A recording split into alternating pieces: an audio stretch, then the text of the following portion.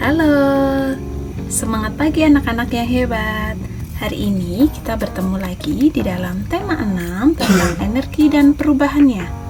Dengan subtema yang pertama yaitu tentang sumber energi. Masih dalam muatan pelajaran matematika ya. Nah, sekarang kita masuk dalam KD 3.6 tentang menjelaskan dan menentukan lama waktu suatu kejadian berlangsung. Langsung kita mulai ya. Nah, kita akan mulai dengan mengingat kembali tentang macam-macam satuan waktu. Mungkin anak-anak sudah mempelajarinya. Ini Bu Dati hanya mengingatkan saja ya. Yang pertama kita ada tahun, kemudian ada bulan, minggu, hari, jam, menit, dan yang terakhir adalah detik. Nah, dari 7 satuan ini mana yang sering kalian jumpai? Nah, ya, kita tahu bahwa 1 tahun itu sama dengan 12 bulan. Dari mana kita tahu 1 tahun ada 12 bulan? Nah, kita bisa lihat di kalender kita. Di rumah ada kalender, coba dicek dalam 1 tahun ada berapa bulan. Nah, dimulai dari bulan Januari dan diakhiri oleh bulan Desember. Nah, kalau 1 tahun itu 12 bulan, berarti 2 tahun itu sama dengan 24 bulan. Lalu, jika ada pertanyaan 3 tahun sama dengan berapa bulan, bagaimana kita menghitungnya? Nah, caranya adalah seperti ini anak-anak. Yang pertama, kita mengingat terlebih dahulu bahwa 1 tahun itu sama dengan 12 bulan.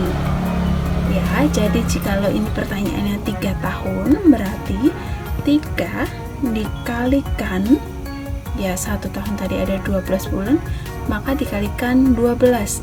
Jadi 3 dikali 12 hasilnya adalah 36. Jadi 3 tahun sama dengan 36 bulan. Lalu ada pertanyaan lagi, 5 tahun itu berapa bulan ya?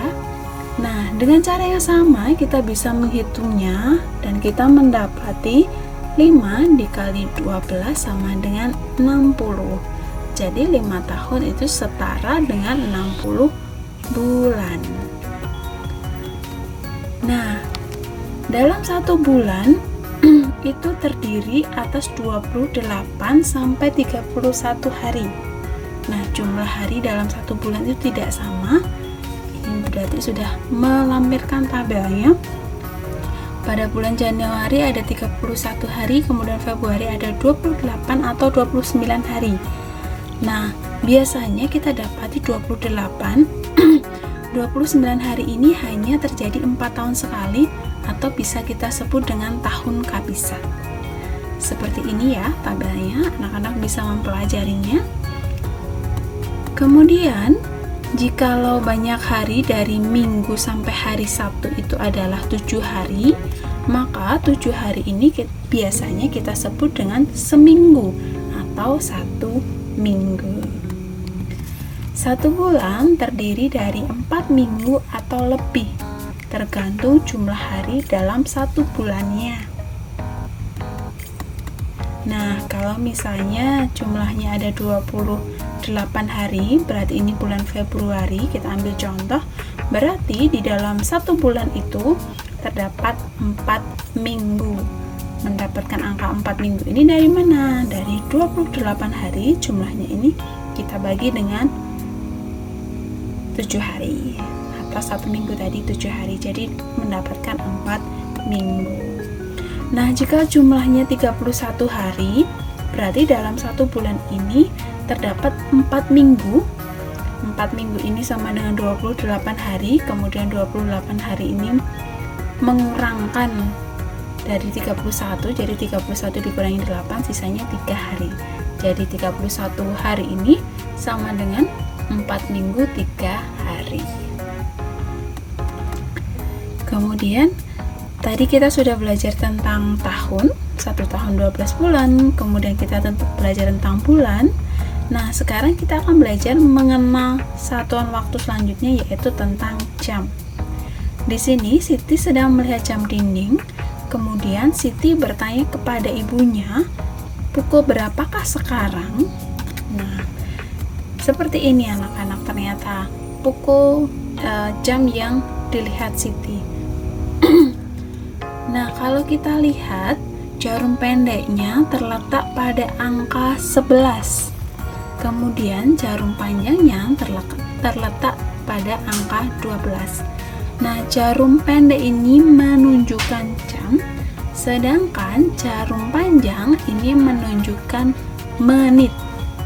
Nah, gambar ini kita bisa menyebutnya dengan pukul 11. 15 menit kemudian Siti makan siang. Berarti Siti makan siang pada pukul 11:15. Nah, bagaimana cara menggambar pukul 11:15 pada jarum jam? Nah, caranya adalah seperti ini. Jarum pendek sedikit melewati angka 11. Kemudian jarum panjangnya berada di angka 3. Ya, 15 itu kalau kita hitung secara menitnya menunjukkan pada angka 3. Jadi gambarnya akan seperti ini anak-anak. Jadi jika ini dicermati, jarum pendeknya ini melebihi angka 11 tapi hanya sedikit. Kemudian jarum panjangnya tepat di angka 3. 15 menit kemudian Siti telah selesai makan. Jarum jam dinding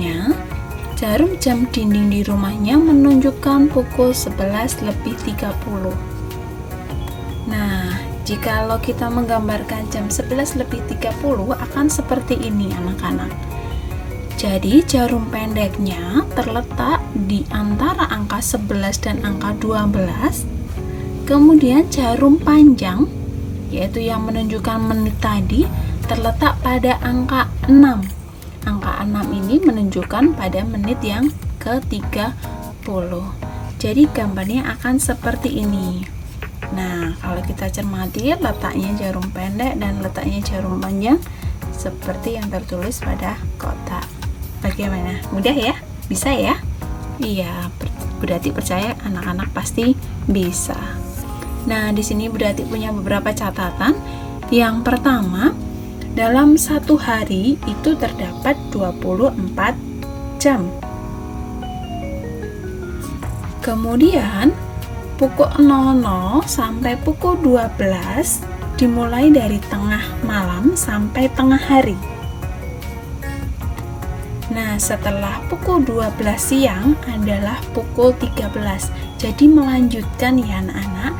Jadi setelah 12 yaitu pukul 13. Atau pukul 13 ini nanti kita sebut dengan jam 1 siang, seperti itu. Nah, ini yang berarti katakan tadi bahwa pukul 13.00 dapat kita sebut dengan pukul 1 siang. Kemudian jikalau kita melihat angka 14.00 itu sama dengan pukul 2 siang. Betul, jadi nanti satu hari itu sampai pada pukul 24.00 atau 24 jam ya. Nah, sekarang coba lihat gambar di bawah ini. Nah, jikalau kita lihat gambar yang ada di sebelah kiri, gambar di samping ini menunjukkan pukul 13.00, di mana jarum pendeknya di angka 1 dan jarum panjang di angka 12. Jadi pukul 13 ini, 13.00 ini sama dengan pukul 1 siang. Nah, sekarang selanjutnya, kalau jam seperti ini 14.00 ini, di mana jarum pendek menunjuk angka 2 dan jarum panjang di angka 12, ini sama dengan jam 2 siang. Kita kembali lagi pada ceritanya Siti tadi. Nah, sekarang Siti bangun tidur pukul 5 pagi, 5.00, kemudian mandi, ibadah, dan melakukan persiapan untuk berangkat ke sekolah.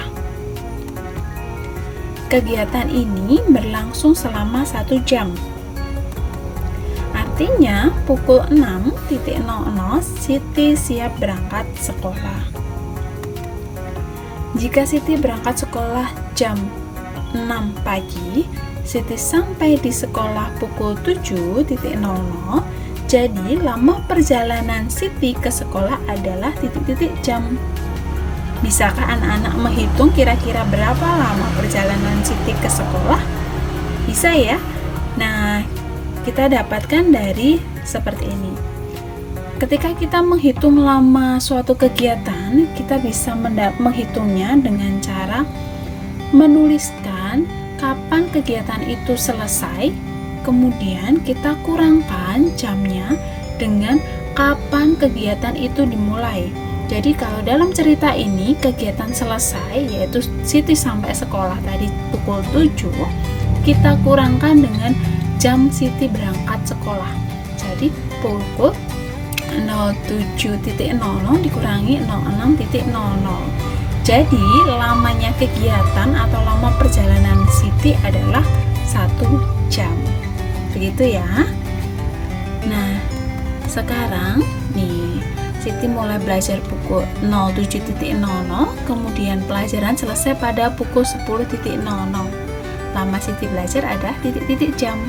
Dengan cara yang sama seperti tadi, kita akan menghitung lama Siti belajar. 10.00 kita kurangkan dengan 7.00. Jadi kita dapati 3 jam. Seperti itu ya. Nah, ini kalau ini sekarang ceritanya Dayu yang menyalakan televisi mulai dari pukul 14.30. Kemudian televisi itu dimatikan pada pukul 17.00. Lama penggunaan televisi adalah titik-titik jam, titik-titik menit. Nah, sekarang kita menghitungnya tidak hanya jam tapi juga menit. Caranya sama. Lama kegiatan caranya sama, yaitu kegiatan selesai kita kurangi dengan kapan kegiatan itu dimulai. Jadi 17.00 kita kurangkan dengan 14.30. Kita bisa menggunakannya dengan cara bersusun seperti ini. Nah, kemudian karena kita hitungnya dari menitnya, yang kita kurangkan dari belakang, 0 dikurangi 0 itu 0, kemudian 0 dikurangi 3 tidak bisa. Nah, kita meminjam seperti pada pengurangan sistem meminjam yang pernah kita pelajari. Jadi 7 ini kita pinjamkan 1. Nah, di mana 7 ini itu tuh 1 kita pinjamnya 1 yaitu 1 jam, yaitu 60 menit. Jadi 60 menitnya ini kita letakkan di atas, kemudian kita kurangkan. Jadi 60 menit kurangi 30 menit, hasilnya adalah 30 menit.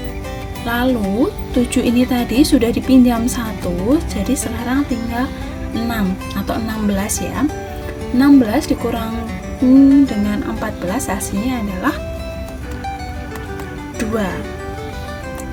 Jadi lama penggunaan televisi adalah 2 jam 30 menit. Iya, seperti itu. Nah, sekarang giliran anak-anak. Ayah berangkat ke Jogja, jadi ini dari Solo ya. Ayah berangkat ke Jogja pada pukul 06.15. Ayah sampai di Jogja pada pukul 08.00. Pertanyaannya adalah lama perjalanan yang ayah tempuh dari Solo ke Jogja adalah titik-titik jam dan titik-titik menit. Seperti biasa, hitunglah kemudian tulis di kolom komentar ya. Nah, ini berarti ingatkan lagi untuk menghitung lama perjalanan atau lama suatu kegiatan. Itu caranya waktu tiba, waktu selesai suatu kegiatan dikurangi dengan waktu berangkat atau waktu mulai. Jadi, di sini sudah ada waktu kapan ayah tiba, juga sudah ada kapan ayah berangkat. Jadi bisa ya menghitung lama perjalanan yang ayah tempuh. Hitung ya, dan jangan lupa tulis di kolom komentar. tuliskan identitas yang jelas ya, supaya kalian mendapatkan nilai tambahan. Nah, demikian anak-anak materi untuk hari ini. Tetap semangat belajar, jaga kesehatan, tetap optimis, tetap bersukacita ya. Terima kasih. God bless you.